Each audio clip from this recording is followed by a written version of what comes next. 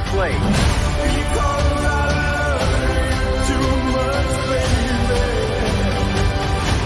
This ain't no nostalgia show. We're gonna do something different. Hello everyone, my name's Maddie. Welcome to Elvis Chronicles. In today's episode, we are going to talk about the Elvis movie coming out on June 24th, 2022. Everybody go buy your tickets right now. But we're going to talk about why Austin Butler deserves an Oscar for his performance. And we're also going to talk about fact versus fiction. The most important thing to note right off the bat is that the movie is told through the lens of Elvis's very controversial manager, Colonel Tom Parker, who's played by Tom Hanks. The movie depicts Colonel Parker as an unreliable narrator, because in his life he was just that. He was a real sketchy dude. His name wasn't even Tom Parker, and he wasn't even a colonel. He was an illegal alien, and he started out his career as a carnival barker, which is why in the movie there is a carnival theme in a lot of Colonel Parker's scenes. And when he became Elvis's manager, he took over 50% commission of Elvis's earnings, even 5 years past his death. He was my destiny. I wish to promote you, Mr. Presley. Are you ready to fly? I'm ready. Ready to fly. In 1954 and 1955, Elvis was relatively unknown. He was very well known throughout the South, but it wasn't until after Colonel Parker became his manager in 1955 that things started happening for Elvis. He was booked his first national television debut in 1956. So it wasn't like Elvis just woke up one day and rose to stardom. It was a gradual chain of events, and Colonel Parker did have a lot to do with it, whether Elvis fans like it or not. Tomorrow, all of America will be talking about my war. Who the hell is there? Elvis Presley. In order to understand Elvis, and to understand the impact he had on American culture, you have to understand his roots. And the movie is going to delve into that, which I am so excited about. So Elvis was born in Tupelo, Mississippi, in a shotgun shack. And he later moved to Memphis, Tennessee when he was 13 years old. But during his 13 years in Tupelo, Mississippi, he lived in a predominantly black neighborhood. And during that era, segregation was a huge issue.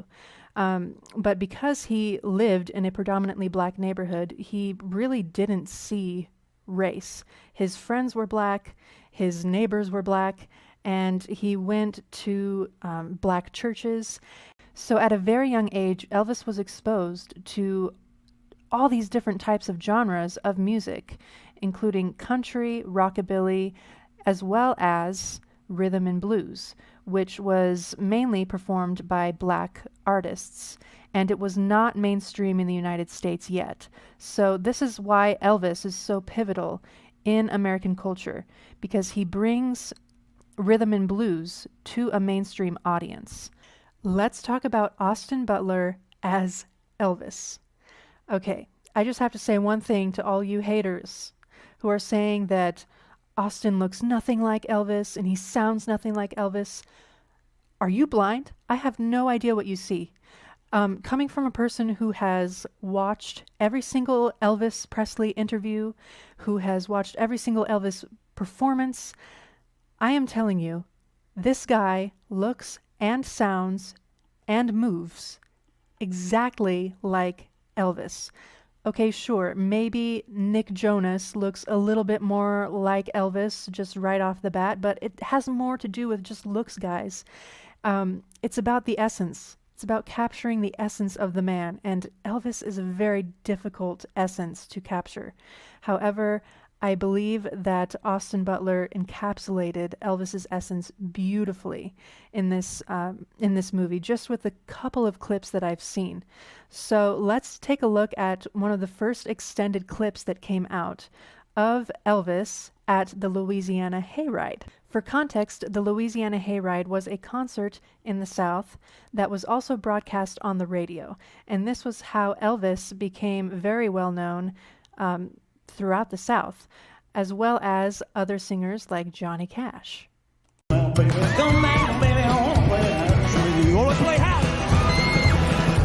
all that? The wiggle. The what? Them girls won't see you wiggle. Move, man.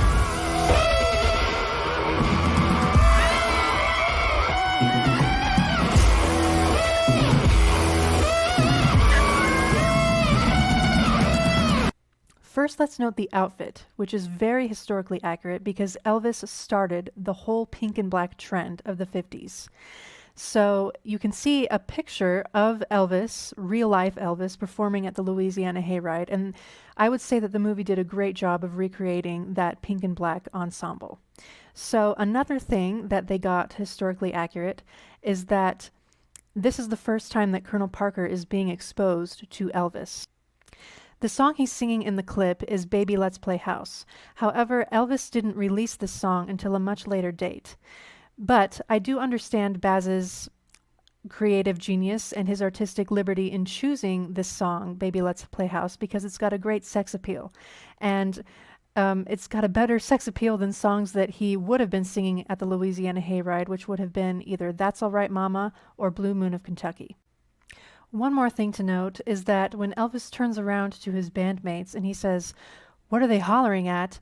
and then his bandmate says, "The wiggle, they want to see you wiggle," that sort of actually happened in real life. Elvis said in an interview that he really at first didn't know what the girls were screaming at until he asked his bandmates, and they told him to keep wiggling, which he did. Let's talk about another extended clip featuring Elvis singing Trouble. I can see what Baz did here. He actually combined two concerts into one. So the first concert is what we visually see. He is at a stadium in his hometown in Memphis, Tennessee. There's a very large police presence, and the women are going wild. So that event actually happened in 1956, just 1 month after his extremely controversial performance of Hound Dog on the Milton Berle Show. And the second event that he combined, along with this event, was his concert in Jacksonville, Florida.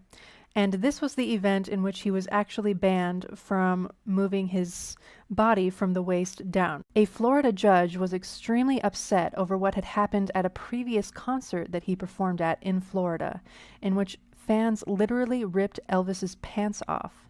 So, in order to tame Elvis, he actually did ban him from wiggling his hips for this particular performance.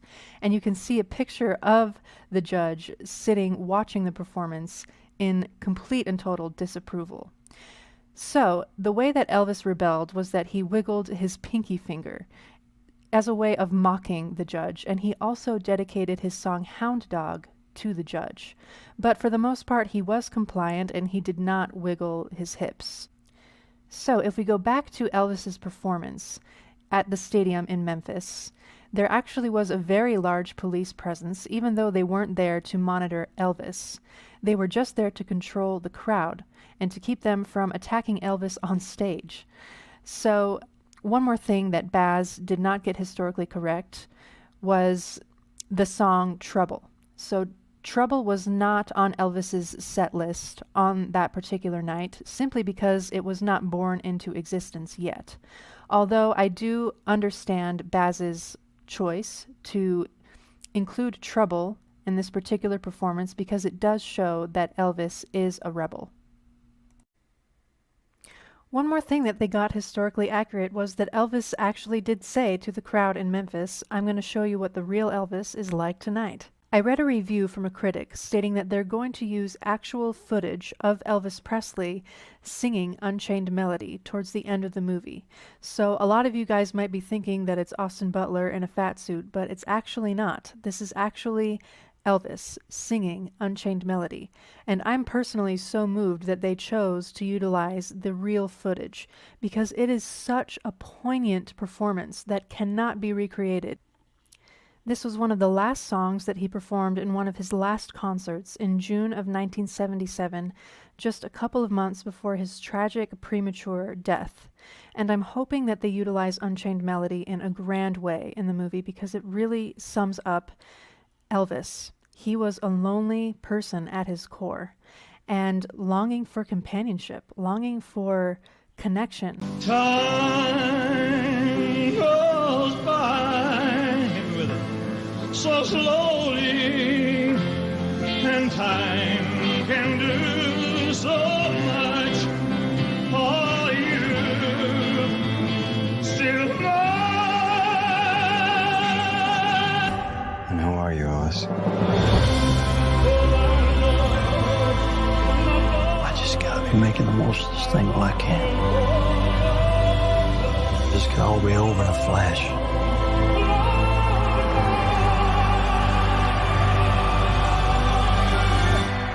We are the same, you and I. We are two odd, lonely children reaching for eternity.